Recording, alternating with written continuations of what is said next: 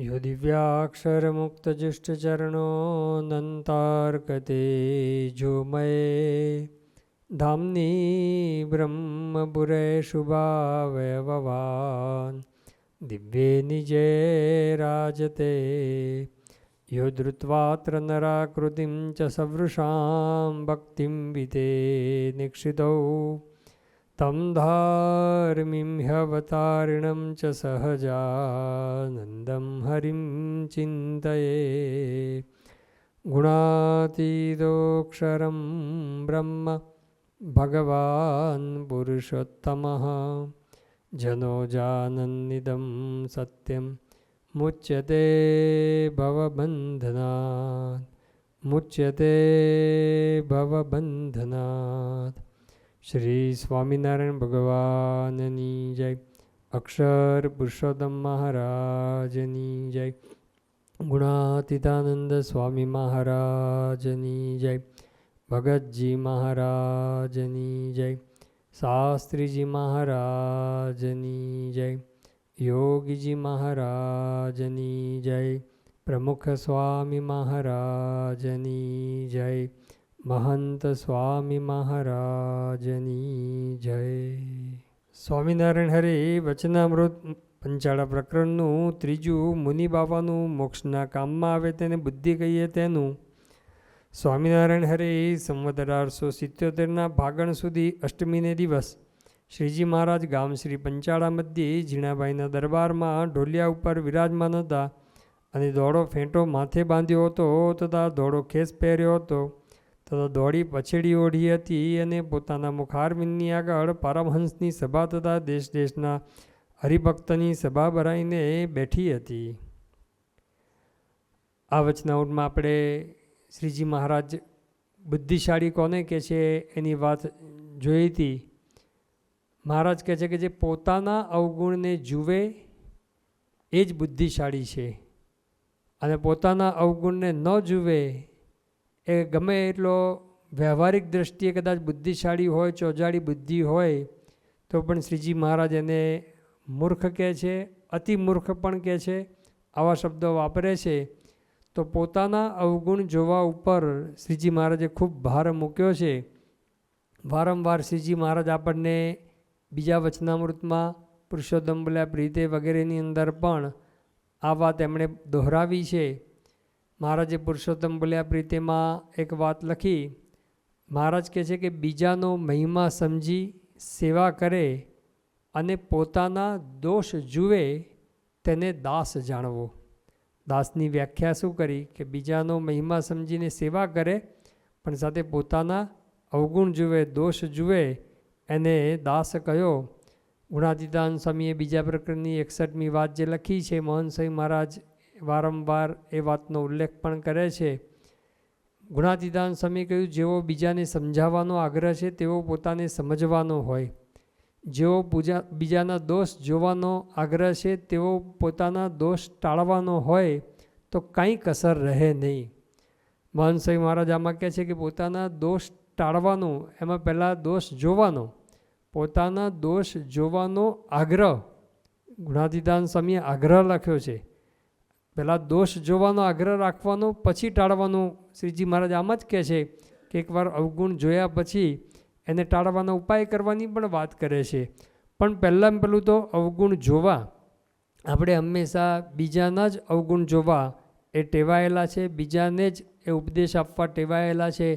નિષ્કુળાનંદ સ્વામીએ પણ 64 પદની અંદર વાત લખી કે પરને કહેવા પ્રવીણ છું પૂરો, પોતાનું તો તું ન પેખે રે, સામાને શીખ દેવામાં છું સૂરો, નિજ દોષને ન દેખે રે, કહો ખોટ ટળે કેમ તારી, નિજ દોષને ન દેખે રે, એથી ભૂલ કઈ બીજી ભારી, સૌથી સરસ આપ લેખે રે। નિષ્કુળાનંદ સ્વામી કહે છે કે સામાન્ય શીખ દેવામાં છે સૂરો, બીજાને શિખામણ આપવી હોય તો પર ઉપદેશે પાંડિત્યમ, આપણે બધા પંડિત થઈ જઈએ બીજાને ઉપદેશ આપવામાં, પણ નિજ દોષને નવ દેખે રે, પોતાના દોષને ન દેખીએ તો નિષ્કુળાનંદ સ્વામી કે ખોટ કેવી રીતે ટળે, જો પોતાનો દોષ ન જોઈએ ત્યાં સુધી એ ખોટ ટળતી નથી। દલપતરામ કવિએ પણ ખૂબ સુંદર આના ઉપર ઊંટનું એક દૃષ્ટાંત આપી અને માણસનો સહજ સ્વભાવ એ છતો કર્યો છે. અને આવા જે મનુષ્ય છે એની ઉપર એમણે ખૂબ સુંદર એ પશુના દૃષ્ટાંત દ્વારા કટાક્ષ કર્યો છે. એક વખત જંગલની અંદર ઊંટ નીકળ્યું અને ઊંટ નીકળી અને એણે પછી બધા સામું જોઈને બોલવા લાગ્યું કે ઊંટ કહે આ સમામાં વાંકા અંગવાળા ભૂંડા ભૂતળમાં પશુઓ અને પક્ષીઓ અપાર છે.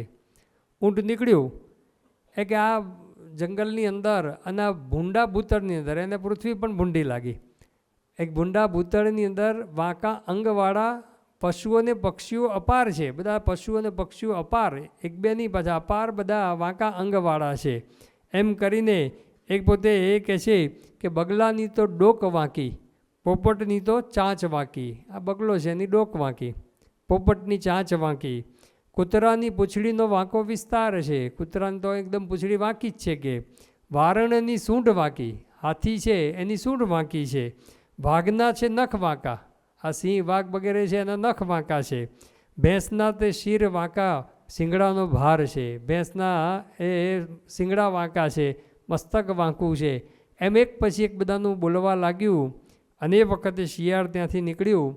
સાંભળી શિયાળ બોલ્યો દાખે દલપત રામ, અન્યનું તો એક વાંકું આપના તો 18 છે.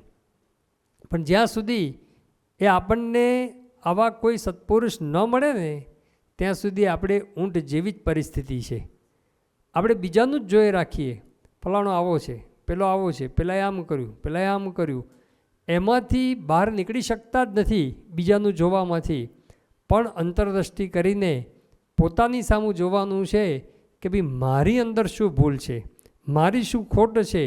અને જો પોતાનું આપણે નહીં જોઈએ, એ અંતરદૃષ્ટિ આપણે ન કરીએ ને તો જીવન આખું પસાર થઈ જાય ને ત્યાં સુધી પોતાની ભૂલ આપણને સમજાતી નથી, દેખાતી નથી.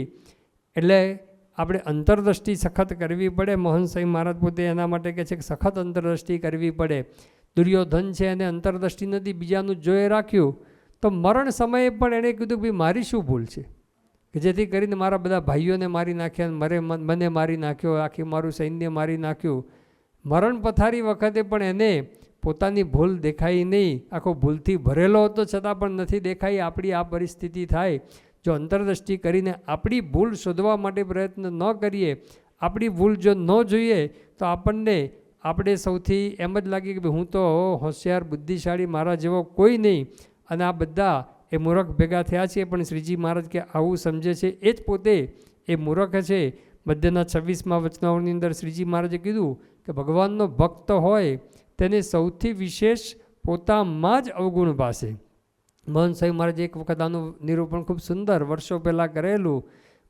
શ્રીજી મહારાજ કેવી વાત કરે છે કે ભગવાનના ભક્ત છીએ આપણે, તો ભક્તનું લક્ષણ શું લખ્યું તો કે સૌથી વિશેષ પોતામાં જ અવગુણ ભાસે. પોતાની અંદર જ અવગુણ ભાસે તો સમજવાનું કે આપણે ભક્ત છીએ. મધ્યના 44મા વચનાઓની અંદર પણ શ્રીજી મહારાજે પોતે વાત કરી કે જેને પૂર્વે મોટા પુરુષનો સંગ હશે અને ભગવાનનું દર્શન થયું હશે. જો આપણે માનીએ છીએ કે આપણે પ્રમુખ સાંઈ મહારાજ, મહંત સાંઈ મહારાજનો આપણને સંગ થયો છે, એમનો સત્સંગ થયો છે, તો શ્રીજી મહારાજ એનું લક્ષણ કહે છે કે આવું જેને સત્પુરુષનો સંગ થયો છે, મોટા પુરુષનો સંગ થયો હોય અને ભગવાનનું દર્શન થયું હોય, તેને તો પોતાના જ અવગુણ ભાસે, પણ બીજા હરિભક્તના અવગુણ ભાસે જ નહીં.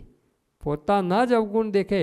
અને એમાં પણ એ વચનાઓમાં છેલ્લે કહે છે કે પાકો હરિભક્ત કોને જાણવો, તો શ્રીજી મહારાજ કે પાકો હરિભક્ત હોય તે તો પોતાના જ અવગુણ દેખે. પોતાના અવગુણ દેખે એ જ પાકો હરિભક્ત. આપણે તો આપણી જાતને પાકા ગણી લઈએ કે ભાઈ હું તો બહુ પાકો સત્સંગી, વર્ષોથી પાકો સત્સંગી, આરતીમાં આવું છું, કથા કરું છું, ને અમે તો એટલે બધી પારાયણો કરીએ છીએ, બધું કરીએ છીએ, અમે તો પાકા સત્સંગી. પણ શ્રીજી મહારાજ કે આપણા અવગુણ દેખાય છે, આપણા જ પાછા પોતાના જ અવગુણ દેખાય છે, બીજાના ન દેખાય અને પોતાના જ દેખાય. તો શ્રીજી મહારાજ કહે છે કે સમજવું કે આપણે પાકા હરિભક્ત છીએ.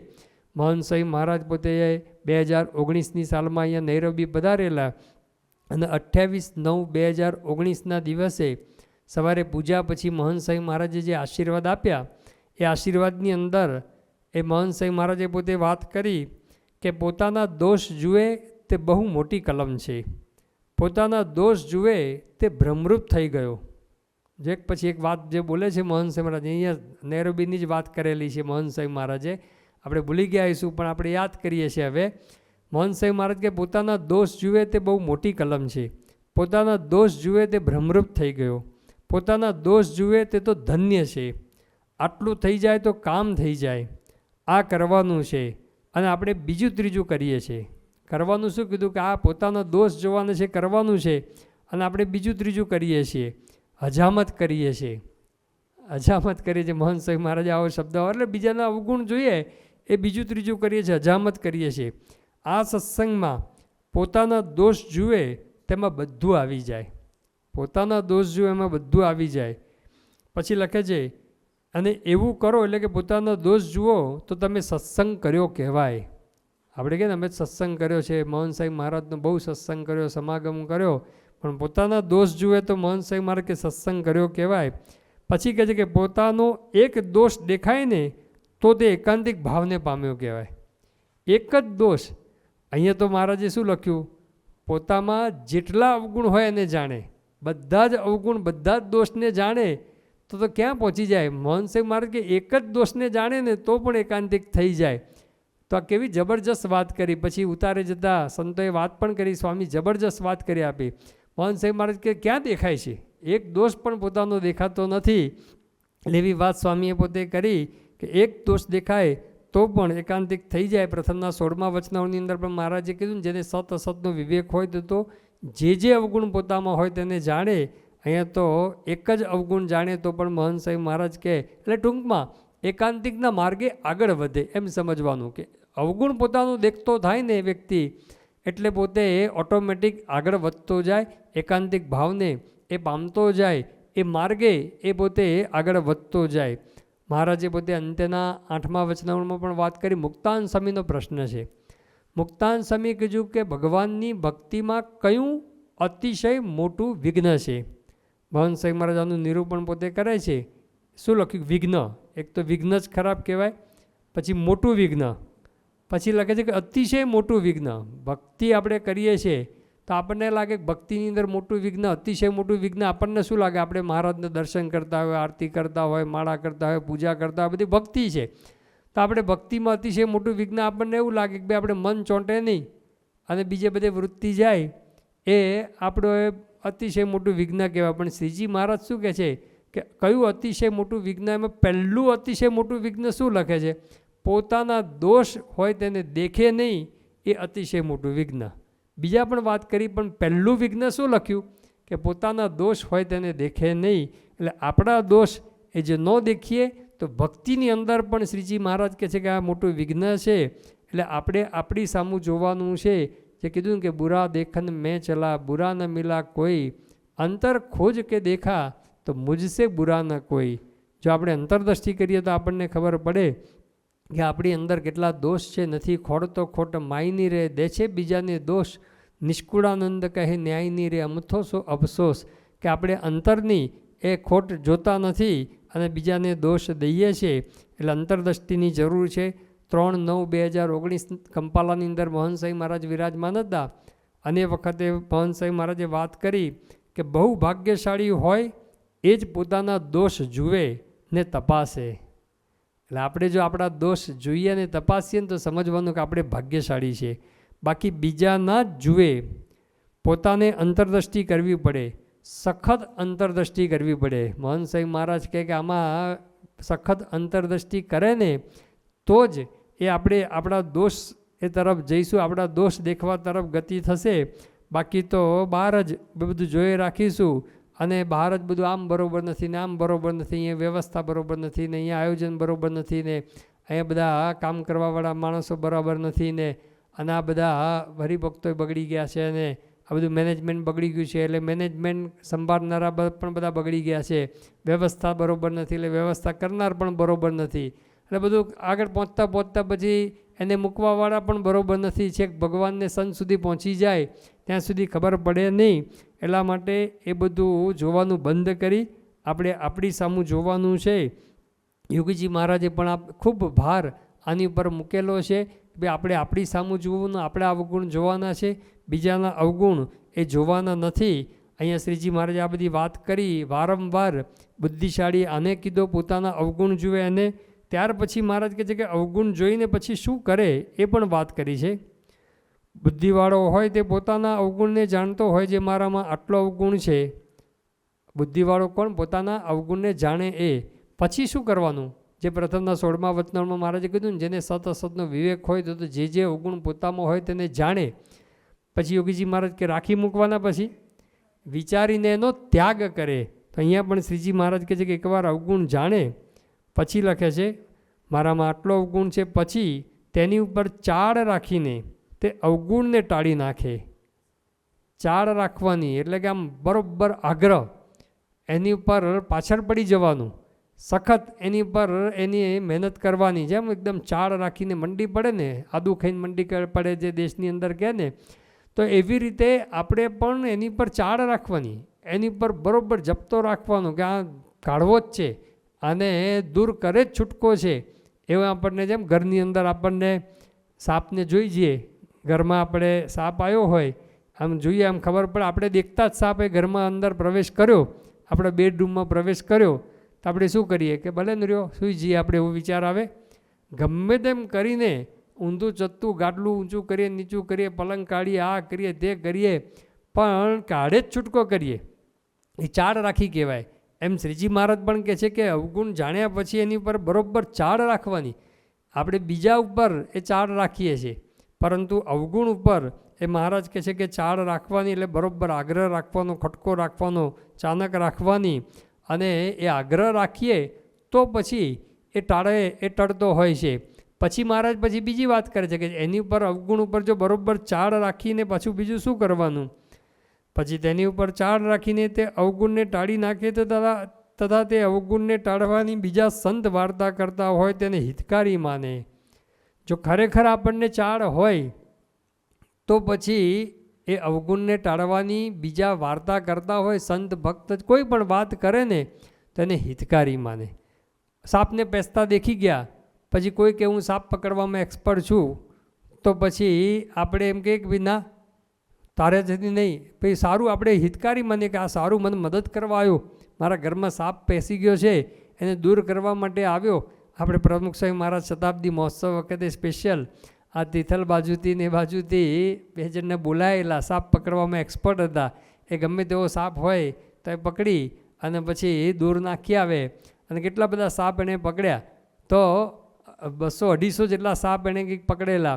તો આપણા ઘરની અંદર સાપ પેસી ગયો હોય ને કોઈક પકડવાવાળો આવે તો આપણે રાજી થઈએ. એમ આપણા અંતરની અંદર પણ આ બધા કામ, ક્રોધ, લોભ, સ્વાર્થ, સ્નેહ, માન, ઈર્ષ્યા બધા એ સાપ ને વીછી ને બધું કેટલું બધું પેઠેલું છે. તો પછી એને ટાળવા માટે કોઈક વાત કરે તો એને હિતકારી માને. આ બહુ અઘરી કલમ છે. જ્યારે ભગવાન, સંત કે કોઈ પણ આપણા સ્વભાવ ઉપર જ્યારે વાત કરે, અને સ્વભાવ ઉપર જ્યારે વાત કરે ને એ વખતે હિતકારી માનવું ને એ અઘરું છે. એ તો શિવલાલ શેઠ જેવા મુમુક્ષુ હોય એમ સોપારી ચાવી અને અવાજ આવ્યો ને તરત જ એ વાત કરી. આત્માન સ્વામીનું કોક કહે છે અને ગુણાતીતાન સ્વામીની પણ કોક વાત કરે છે, પણ વાત કરી સભાની અંદર કે ભાઈ સભામાં હાડકું કોણ ચાવે છે, એટલે કે કૂતરા જેવું કોણ બેઠું છે સભામાં, એવું જ કીધું સીધું. તો તરત જ ઊભા થઈને થૂકી આવ્યા ને ત્યાર પછી કોઈ દિવસ એ સોપારી એમણે મોઢામાં મૂકી નથી. આપણે તો આવું કોઈ કીધું હોય ભૂલમાં પણ તો ઊભા થઈને થૂકવા ન જઈએ બસ પૂરું, જય સ્વામિનારાયણ. એ પાછા આવીએ જ નહીં. જે પેલા હરખા પટેલને ખાલી પગ ધોઈને આવવાનું કીધું તો પણ આવ્યા નહીં. તો આપણે આવા સ્વભાવ ઉપર કોઈક વાત કરે ને એ વખતે હિતકારી માનવાની. પ્રમુખ સ્વામી મહારાજ પોતે સારંગપુરની અંદર એક વખતે સ્મૃતિ મંદિરે દર્શન કરી અને સાંજના સમયે એ પાછા આવતા રસ્તાની અંદર જે એક લોન હતી એમાં ટેકરો હતો, એ ટેકરા ઉપર બેઠેલા, ખુરશી ઉપર સ્વામી બેઠેલા અને આજુબાજુ આમ કંઈ સભા જેવું નહોતું, સાહજિક બધા વીંટળાઈને બેસી ગયા, બધા સંતો હરિભક્તો બધા બેસી ગયા. અને વખતે નડિયાદના વિઠ્ઠલભાઈ અને ભાણાભાઈ કહેતા, એમને પ્રમુખ સાહેબ મહારાજ કીધું ભાણાભાઈ જુઓ અહીંયા તો તમે સાવ નીચે બેસાડ્યા, કંઈ પાથર્યું નથી, કે આમ લોન હતી પણ કંઈ પાથરેલું નહોતું, એટલે કે સાવ નીચે બેસાડ્યા. પછી સ્વામીની વાત યાદ કરી પ્રમુખ સ્વામી મહારાજે કે બીજા મશરૂના ગાદલામાં સુવાડે તો પણ નરકમાં નાખે, અને આ સાધુ 5 ખાસડા મારે ને તો પણ અક્ષરધામમાં લઈ જાય. એ વાત સ્વામી પોતે બોલ્યા. પછી સ્વામીએ કીધું ખાસડા શું? સ્વામી કે આપણા સ્વભાવ ઉપર વાત કરે, આપણા દોષનું ખંડન કરે, આપણું મન ધાર્યું મુકાવે, એ ખાસડા જેવું છે. બાકી કે સીધા તો ખાસડા મારવા માટે આવતા નથી. પણ એ વખતે આપણા સ્વભાવ ઉપર જ્યારે સંત વાત કરે ત્યારે એ હિતકારી માનવાની. મહારાજે પોતે પ્રથમના 6 વચનાઓની અંદર વાત કરી કે આ સત્સંગમાં જે વિવેકી છે તે તો દિવસે દિવસે, એટલે રોજ જેમ દિવસ જાય, એક દિવસ ગયો, બીજો દિવસ ગયો, જેમ જેમ દિવસ પસાર થાય ને એમ પોતાને વિશે અવગુણને દેખે. જેમ જેમ સમય પસાર થાય સત્સંગની અંદર એમ પોતાનો અવગુણ દેખતો જાય. આપણે ઊંધું થાય. જેમ જેમ સત્સંગની અંદર આગળ વધતા જઈએ એટલે દિવસો પસાર થતા જાય, 2 વર્ષ, 5 વર્ષ, 25 વર્ષ સત્સંગમાં થાય ને પછી તો આપણે એમ માનીએ કે ભાઈ હું સૌથી સરસ છું, શ્રેષ્ઠ છું. એટલે દિવસ જેમ જેમ પસાર થાય સત્સંગની અંદર એમ આપણને આપણા ગુણ દેખાય છે, બીજાના અવગુણ દેખાય છે. પણ શ્રીજી મહારાજ પોતે કહે છે કે દિવસે દિવસે પોતાને વિશે અવગુણને દેખે અને ભગવાનના ભક્તને વિશે ગુણને દેખે. અને પછી કહે છે કે ભગવાનને સાધુ પોતાના હિતને અર્થે કઠણ વચન કહે. કઠણ વચન પ્રમુખ સાહેબ મહારાજે એકવાર વાત કરી કે યોગીજી મહારાજે પણ આવે છે યોગી વાણીમાં કે મુવાડા ઊભા કરી દે એવું. એમ આપણા બધા રૂવાડા ઊભા થઈ જાય એવું કઠણ વચન કહે છે. તેને પોતાના હિતકારી માને છે અને દુઃખ નથી લગાડતો. તે તો દિવસે દિવસે સત્સંગમાં મોટપને પામે છે. કોણ સત્સંગમાં આગળ વધે છે? મહારાજ કહે છે કે જે આવી રીતે કઠણ વચન કહે ને એ પણ હિતકારી માને ને એ આગળ વધે છે. જે માતા બાળકને કડવું ઔષધ પાય છે, રોગ દૂર કરવા માટે પાય છે, એમ આપણને પણ એ કઠણ વચન કે એ આપણા સારા માટે છે. જેમ આ ઈયળ છે, આ ભમરી છે, ઈયળને ટચકા ભરે એ સારા માટે છે, એમાં ઈયળમાંથી ભમરી કરવા માટે છે. એમ આપણને પણ ભગવાનને સંત કઠણ વચન કે એ આપણા સારા માટે છે એવી રીતે હિતકારી માનવા જોઈએ. તો અંદર પડેલા માન ઈર્ષાને દૂર કરવા છે. શ્રીજી મહારાજ પછી એમ જ કહે છે કે આવો જે હોય એમાં માન ઈર્ષા કોઈ દિવસ રહે નહીં. એ સ્વભાવ કાઢવા છે. એક કાંટો ખાલી વાગી ગયો હોય તો એના માટે પણ કેટલો દાખલો કરવો પડે છે. એના માટે સોય અડાડવી પડે અને ખોતરવું પડે. એ ખોતર્યા વગર એ કાંટો નીકળતો નથી.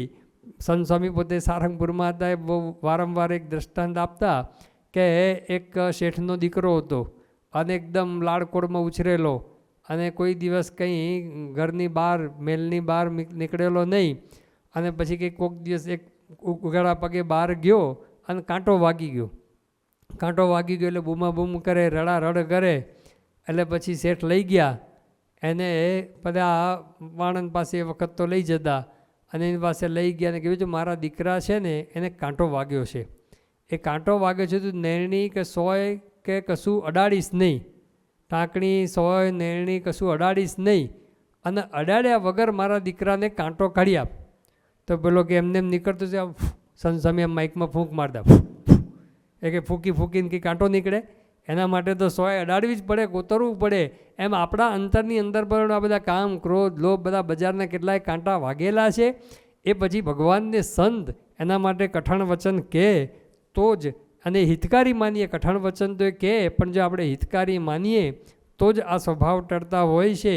બાકી તો જો હિતકારી ના માનીએ અને અવળું સમજીએ તો પછી એ કોઈ દિવસ સ્વભાવ ટળતા નથી. મધ્યના 26મા વચનામાં પણ મહારાજે આ વાત કરી કે રાજા અને ગુરુ એની રીત શું છે કે જે ચાકર અને જે શિષ્ય એ ઉપર રાજી ક્યારે થાય કે એના કઠણ વચન કહે એ પણ જે હિતકારી માને તો એની ઉપર એને હેત થતું હોય છે. મધ્યના 37મા વચનામાં શ્રીજી મહારાજે કીધું કે સ્વાભાવિક પ્રકૃતિ કોઈ રીતે ટળે નહીં. પણ એ કઈ રીતે સ્વાભાવિક પ્રકૃતિ ટળે? તો જે ઉપદેશના કરનારા હોય એના વચનમાં વિશ્વાસ હોય, એની અંદર પ્રીતિ હોય. અને પછી જે ત્રીજી કલમ કહે છે કે ઉપદેશના કરનારા એ ગમે તેટલા દુખવીને કઠણ વચન કહે પણ તેને પણ હિતકારી જ માનતો જાય તો ગમે તેવી સ્વાભાવિક પ્રકૃતિ હોય ટળી જાય. ગમે તેવો સ્વભાવ હોય, દોષ હોય, ગમે તેવી પ્રકૃતિ જીવ સાથે જડાયેલી હોય, એ જીવ સાથે જડાયેલી પ્રકૃતિ પણ શ્રીજી મહારાજ કહે છે કે આવા દુખવીને કઠણ વચન ભગવાનને સંત કહે એને હિતકારી જો માનતો જાય તો એ સ્વભાવ ટળતો હોય છે. જે નિષ્કુળાન સમયે લખ્યું કે સમૂહ સમજે શોધતા એવા જોતા ઝાઝા નવ જડે રે. સમૂહ એટલે કે સીધું જ સમજે, ગમે તેવા કઠણ વચન કે એને હિતકારી માને સીધું સમજે એવા જોતા ઝાઝા નવ જડે રે. જેને ન આવડે અવળું લેવા, વણ તોડી વિપત જો પડે રે. ગમે તેવા એ વિપત્તિ આપત્તિ આવે, ગમે તેવા કોઈ વચન કે ગમે તેટલું કહે, પણ એ અવળું લે જ નહીં, એ સવડું જ લે, સવડું જ સમજે. તો નિષ્કુળાનંદ સ્વામી કે એવા ઝાઝા ન જડે. યોગીજી મહારાજાનું નિરૂપણ કર્યું છે કે કોઈ આપણને ધુંબો લગાવે તો કેવું બે વધુ લગાવો, વાહો પ્રસાદી ન થયો. કોઈ આપણને ગાળ દે તો એમ માનું ધન ભાગ ધન ગળી કે મારા ભાગ્ય કે તમે તમારા જેવા ગાળ દેનારા ક્યાંથી મળે. તો આવી રીતે આપણને કોઈ એ અપમાન કરે, ગાળ દે તો પણ સવડું સમજે. તો ભગવાનને સંતો આપણા સ્વભાવ કાઢવા માટે આપણને કંઈક કહેતા હોય તો એને તો હિતકારી જ માનવાનો હોય. તો શ્રીજી મહારાજ પોતે અહીંયા કહે છે કે જે સવડું ન લે અને હિતકારી ન માને, પોતાના અવગુણ ન જુએ, એને મૂર્ખ જાણવો. એ મહારાજે પોતે વાત કરી. અને જે મૂર્ખ હોય પાછું બીજું શું સમજે છે, શ્રીજી મહારાજે પોતે લખ્યું કે પોતાને સંકાદિક જેવા મોટા જાણે અને બીજા મોટા હોય એને પોતાથી ઉતરતા જાણે. હવે આ સાવ અવળી રીત થઈ ગઈ. પોતાને સૌથી મોટા જાણે કે હું સૌથી મોટો છું, મારા જેવો કોઈ નહીં. જે નિષ્કુળાનંદ સાહેબ લખ્યું ને, જેને ગણ્યો પોતામાં જ ગુણ જાણ્યું, હું પણ છું કંઈ કામનો રે. તારે કોણે વધ્યો કુણ લેતા, આશરો સુંદર શ્યામનો રે. જ્યારે કરી દીનતા ત્યાગ અંગે, લીધો અહંકારને રે. ત્યારે મળ્યો માયાને લાગ ખરો, કરવાખું વારને રે. નિષ્કુળાનંદ સ્વામી કહે છે કે જેણે ગણ્યો પોતામાં ગુણ, હું પણ છું કંઈક કામનું, હું કંઈક છું, આઈ એમ સમથિંગ, એવું જો સમજ્યા તો પછી દીનતાનો ત્યાગ કર્યો તો માયાને લાગ મળી ગયો, એ ખુવાર કરી નાખે. તો સત્સંગની અંદર તો દાસપણું રાખવાનું છે, દાસના દાસ થવાનું છે. એની જગ્યાએ આ તો પોતાને સૌથી મોટા સમજે છે અને બીજા પોતાથી મોટા હોય એને પણ ઉતરતા સમજે છે. આ સત્સંગની અંદર તો નાનામાં નાનો હોય એના પણ દાસ થઈને રહેવાનું છે. શ્રીજી મહારાજે અંત્યના 26મા વચનાવળની અંદર તો ક્યાં સુધીની વાત કરી છે કે મહારાજ કહે છે કે ભગવાનનો મહાત્મ્ય જે સારી પેટે સમજતો હોય, ભગવાનની અચળ ભક્તિ હોય અને પોતાને આત્માને બ્રહ્મરૂપ માનતો હોય, એટલે આવો એકાંતિક હોય તો પણ સત્સંગની અંદર કોઈ કાંઈ ન સમજતો હોય પણ એને જો ભગવાનનો નિશ્ચય હોય તો એને પોતા કરતાં મોટો જાણે અને પોતાને એના કરતાં અતિશય તુચ્છ સમજે. હવે આવો એકાંતિક થઈ ગયો હોય, બ્રહ્મરૂપ થઈ ગયો હોય, એના માટે પણ શ્રીજી મહારાજ પોતે વાત કરે છે કે બીજા સામાન્ય હોય ભગવાનના સંબંધવાળા ભક્ત, એને પોતા કરતાં મોટા માને, પોતાને અતિ તુચ્છ માને, આવું સમજવાનું છે. એની જગ્યાએ આજે અતિ મૂર્ખ હોય એ શ્રીજી મહારાજ કે પોતાને અતિ મોટા જાણે, સંકાદિક જેવા જાણે કે ભાઈ મારા જેવો અહીંયા સત્સંગની અંદર કોઈ છે નહીં અને મને કોઈ સમજતું નથી આ સત્સંગની અંદર, એવું જ સતત એના અંતરની અંદર રહ્યા કરે. એટલા માટે શ્રીજી મહારાજ આપણને સખત અંતરદ્રષ્ટિ અહીંયા કરાવે છે કે આપણે આપણા સામું જ જોવાનું છે, આપણે આપણા દોષ જ જોવાના છે, આપણા દોષ ટાળવાના છે. આપણે સત્સંગની અંદર દાસના દાસ છીએ અને બીજા બધા જ મારા કરતાં મોટા છે, એવી સખત અંતરદ્રષ્ટિ જો આપણે કરીશું ને આપણા સામું જ જો જોઈ રાખીશું તો શ્રીજી મહારાજ કહે છે કે એમાં માન ઈર્ષાદિક કોઈ અવગુણ એ રહે નહીં. બાકી તો મહારાજ કહે છે કે બીજાના અવગુણ જોઈશું તો ગમે તેટલી વ્યવહારિક બુદ્ધિ ચોજાડી હોય તો પણ મહારાજે એને મૂર્ખ કીધો, બુદ્ધિવાળો ન કીધો. તો અહીંયા જે શ્રીજી મહારાજ બુદ્ધિશાળી કહે છે કે પોતાના અવગુણને જુએ અને ટાળે, તો એવા બુદ્ધિશાળી એ આપણે થઈએ અને આપણે આ અવગુણ સામું જોઈ અને એને સમજી વિચારી અને એને ત્યાગ કરી શકીએ એવી બળ બુદ્ધિ શક્તિ મહારાજ સ્વામી આપણને આપે, એ જ પ્રાર્થના. શ્રી સ્વામિનારાયણ ભગવાનની જય.